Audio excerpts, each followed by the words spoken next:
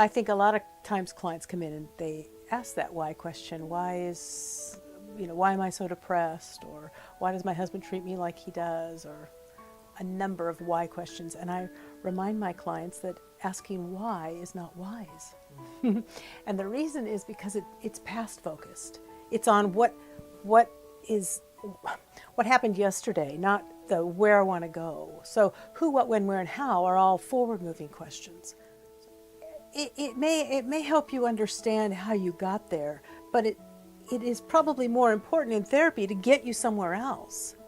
So how you got there is an archaeological dig. That might be interesting, but let's figure out how you can get to where you want to be. Once you're there, then you can look back and figure out why it is that you hadn't made that change or hadn't shifted before.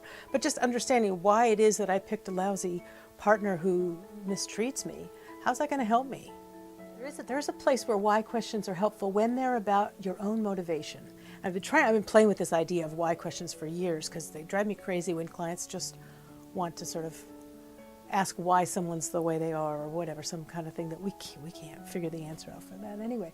But there is an important why question, which is about what is my motivation? Why am I acting that way? Why am I choosing that path? What is that about, to really get underneath my own motivation? Then a why question can be helpful when it gets you down into your own self, not into why the world is the way it is or why other people are the way they are.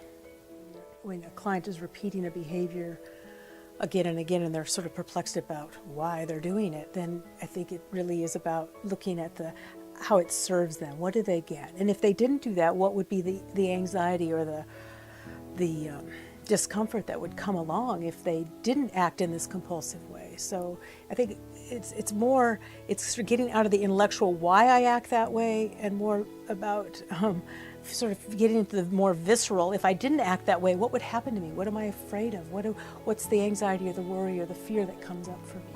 What's the thing I lose if I don't act in my compulsive way or this habitual pattern? There's a way in which why questions make it look like you're working. I'm in therapy and I'm really trying to figure out my husband. I'm really working in therapy. You're not working in therapy. You're just trying to,